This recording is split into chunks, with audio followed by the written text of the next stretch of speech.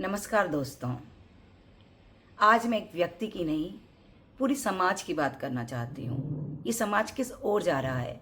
रोज ऐसी घटनाएं हो रही हैं जो लोगों को झकझोर दे रही हैं। ये कहानी चाहे तृषा की हो, ये कहानी चाहे राजा रघुवंशी की हो, और ये कहानी चाहे केतन अग्रवाल की हो। ये कहानियाँ जब हम पढ़ते हैं हमें लगता है कि समाज कितना असंवेदनशील, इनसेंसिटिव होता जा रहा है। किसी की जान लेना कितना आसान हो जा रहा है किसी के लिए, क्योंकि वो उसको पसंद नहीं करता। किसी की जान का कोई मोल ही नहीं रह गया है। आज दो कहानियां जो पूरे समाज में सोशल मीडिया पर बड़ी ही चर्चित हो रही हैं, वो है सोनम रघुवंशी और सिया की, जिन्होंने अपने पति और मंगेतर को मार दिया। एक ने 22 दिन की शादी के बाद मार दिया और एक ने तो शादी भी नहीं हुई थी तो मार दिया। आइए पहले इन कहानियों पे बात करते हैं। और ये मैं बताना चाहूँगी कि ये दोनों मामले न्यायालय में लंबित हैं। बस हम इस पर चर्चा इसलिए करने जा रहे हैं क्योंकि ये कहानियाँ आज सोशल मीडिया पे छाई हुई हैं और लोगों को बहुत झकझोर रही हैं। दोस्तों, पहली कहानी है सोनम रघुवंशी की। पहले मैं कहना चाहूँगी कि ये केस अभी भी न्यायालय में लंबित है और हम जो सार्वजनिक रिपोर्टें हैं उन्हीं के आधार पर ये कहानी बता रहे हैं। सोनम रघुवंशी, जिनकी शादी हुई थी 2025 में राजा रघुवंशी से, और ये जोड़ा घूमने गया मेघालय हनीमून। और कुछ दिनों बाद राजा रघुवंशी लापता हुए और उनकी लाश मिली। पहले तो ये कयास लगा जा रहे थे कि दोनों दंपत्ति ही गायब हैं, लेकिन बाद में सोनम रघुवंशी सामने आई और ये राज खुला कि राजा रघुवंशी को मारने में सोनम रघुवंशी का ही हाथ था। और पूरा समाज ये न्यूज़ सुनकर कांप गया। क्यों?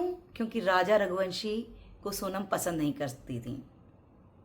दूसरी कहानी है सिया, जिनकी मंगेतर थे केतन अग्रवाल, और ये शादी तो हुई भी नहीं थी और दोनों लोहगढ़ के किले में घूमने गए।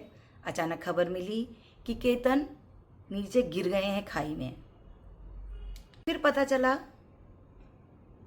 और बाद में फिर पता चला कि केतन को धक्का दिया था उनकी मंगेतर सिया ने। और फिर एक बार समाज चौंक कर रह गया कि क्या किसी के जान की कोई कीमत नहीं है? कोई आपको पसंद नहीं है तो आप उसको कैसे भी मार दोगे, सिर्फ एक धक्का दोगे और किसी दूसरे के लाडले को आप हमेशा के लिए इस दुनिया से विदा कर दोगे?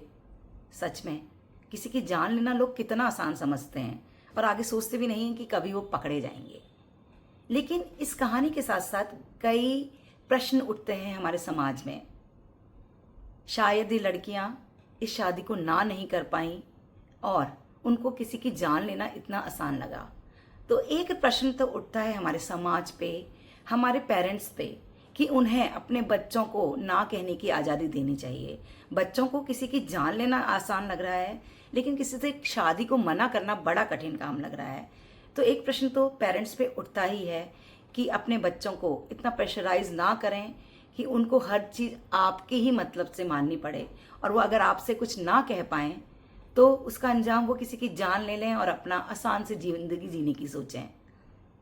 सोचिए, अगर सोनम रघुवंशी ने अपने दिल की बात अपने माता पिता को बताई होती और उनके माता पिता मान गए होते, क्या पता बताई भी हो, और उनके माता पिता मान गए होते या एटलीस्ट से शादी नहीं करते क्योंकि लड़की शादी के लिए राजी नहीं थी, या फिर सिया अपने माँ बाप से बात कहती, तो कहानी कुछ और होती। केतन जिंदा होते।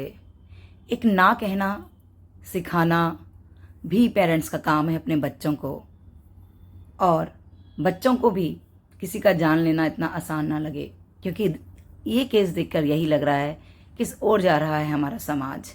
आप लोगों की इस बारे में क्या राय है? कमेंट में लिखिएगा।